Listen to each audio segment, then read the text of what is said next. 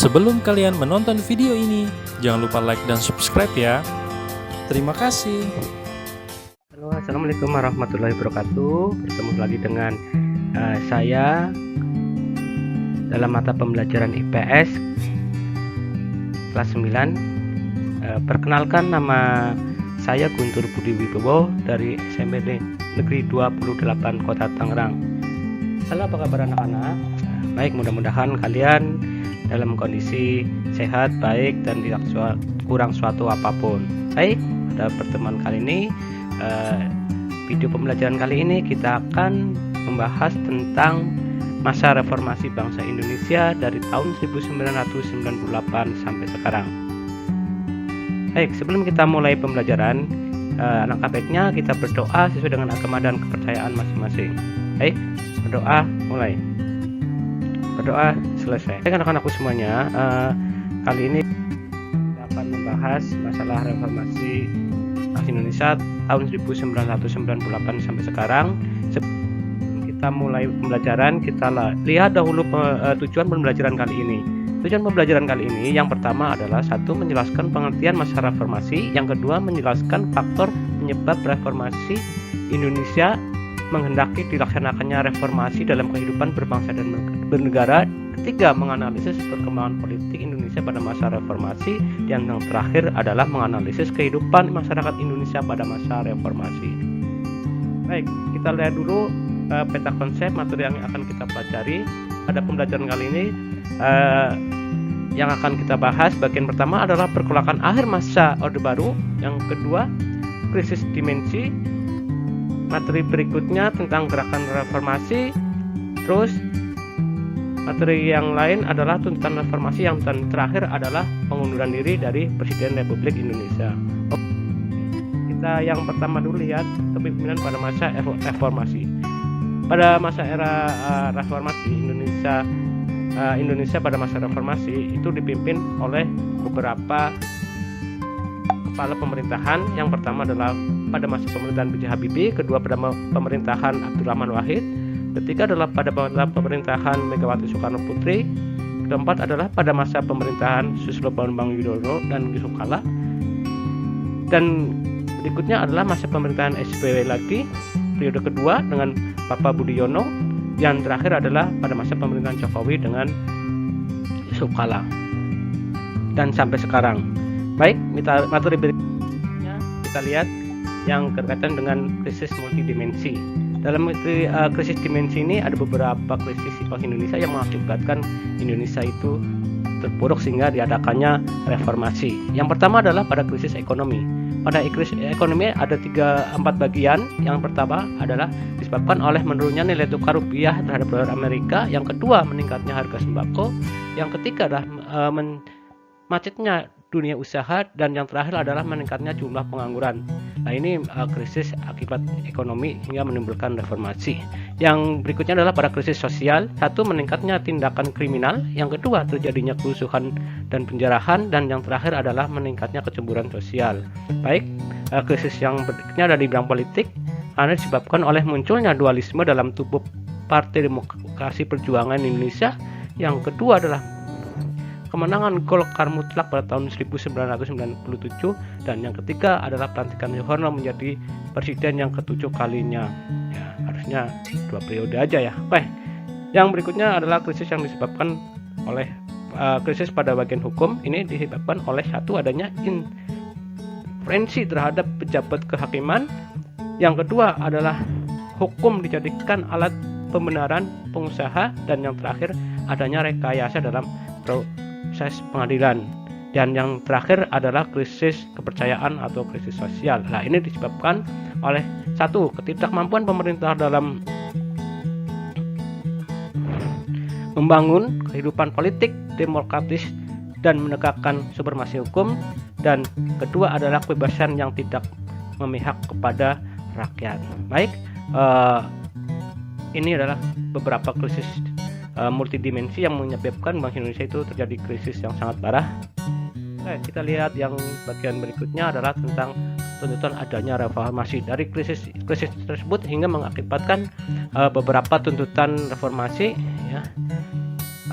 Tuntutan reformasi pada waktu itu, yang pertama, suksesi kepemimpinan nasional Indonesia. Yang kedua, adanya penghapusan divisi ABRI. Tiga, adanya amandemen Undang-Undang Dasar 1945. Yang keempat adalah penegakan supremasi hukum. Kelima adalah pemberantasan KKN, dan yang terakhir adalah pelaksanaan otonomi daerah. Baik anak-anak semuanya, kita lihat pada gerakan reformasi mahasiswa Indonesia. Nah, ini adalah salah satu pelopor reformasi di Indonesia yang dilakukan oleh mahasiswa karena menuntut beberapa 3 bagian, ya. Turunkan sembako, turunkan Soeharto dari kabinet, dan perbaikan reformasi. Oke, baik anak-anak aku semuanya, kita lihat beberapa reformasi yang dilakukan oleh mahasiswa di beberapa daerah. Yang pertama di Jakarta, aksi pertama dilakukan oleh mahasiswa Indonesia pada tanggal 19 Februari 1998, dan juga dilakukan oleh beberapa mahasiswa Trisakti juga, Trisakti di Jakarta. Yang kedua di daerah Yogyakarta, untuk aksi di daerah Yogyakarta ini dipelopori oleh Universitas Gajah Mada yang melakukan protes-protes keras pada tanggal 5 Mei 1998 sehingga menyebabkan reformasi di daerah Yogyakarta. Dan yang ketiga adalah reformasi di Surabaya. Dalam pergerakan aksi mahasiswa di Surabaya oleh mahasiswa di Surabaya dilakukan dengan membagi 4 distrik. Sebagai pusat adalah Gedung Graha Hadi, dan menjadikan titik tolak dalam pergerakan reformasi di Surabaya. Di dalam Surabaya ini bukan hanya mahasiswa saja, tapi juga dilakukan demonstrasi oleh para buruh dan petani. Baik, anak semuanya, kita lihat semenjak adanya reformasi tersebut hingga Soeharto pada tahap berikutnya adalah tentang hari-hari Soeharto lengser. Lah, ini setelah diadakan reformasi, Soeharto lengser, yaitu pada tanggal 18 Mei 1998. Gedung DPR dan MPR diduduki oleh mahasiswa. Ketua MPR Harmoko pada waktu itu meminta kepada Soeharto untuk mundur. Kemudian pada tanggal 19 Mei 1998, Soeharto berjanji mengadakan pemilu secepatnya dan tidak akan mencalonkan diri lagi. Kemudian pada tanggal 20 Mei sesuai dengan Hari Kebangkitan Nasional, ya, 1998 ini muncul akan adanya perlawanan aksi mahasiswa lagi dari gedung MPR, DPR sampai ke Monas untuk memperingati kebangkitan nasional, ya. Kemudian tanggal 21 Mei Soeharto mengundurkan diri dari sebagai presiden, digantikan oleh wakilnya itu Bapak B.J. Habibie menjadi presiden waktu itu. Dan inilah berakhirnya masa Orde Lama di Indonesia.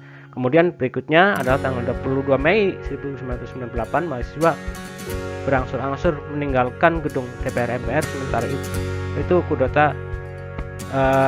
itu kudeta berhembus.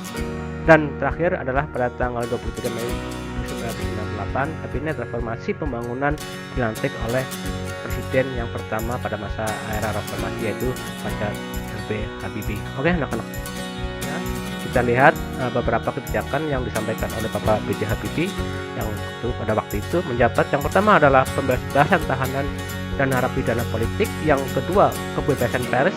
Ketiga, pembentukan partai politik. Ketiga, pelaksanaan pemilu 1998. Keempat adalah mengatasi disintegrasi bangsa. Yang kelima adalah memperbaiki perekonomian, dan terakhir adalah kebijakan otonomi daerah. Nah, inilah beberapa kebijakan yang dilakukan oleh Bapak B.J. Habibie pada awal presiden Indonesia. Baik anak-anak semuanya, kita lihat pada masa presiden yang berikutnya, yaitu Bapak Abdurrahman Wahid atau Gus Dur. Nah, kita lihat di sini ada beberapa kebijakan yang dilakukan oleh Bapak Gus Dur. Yang pertama adalah pemisahan Polri dan TNI dari tubuh ABRI. Kemudian pengakuan agama Konghucu. Ketiga adalah mengatasi disintegrasi Irian Jaya. Keempat adalah kebebasan pers, dan terakhir adalah pembangunan kerjasama dengan luar negeri untuk memperbaiki bangsa Indonesia di tingkat dunia. Oke, anak-anak semuanya, kita lihat yang pemerintahan berikutnya pada masa Megawati Soekarno Putri. Ini ada beberapa kebijakan yang dilakukan oleh beliau. Yang pertama bidang reformasi hukum, itu adalah satu, adanya diadakan amandemen Undang-Undang Dasar 1945. Yang kedua, pembentukan KPK, itu pemberantasan korupsi dan pengadilan pidana korupsi. Kalau di bidang politik, yaitu dilakukannya ada perluasan kesempatan kerja dan peluang usaha. Dua, menetapkan program pengangguran yang bersubsidi dari BBM.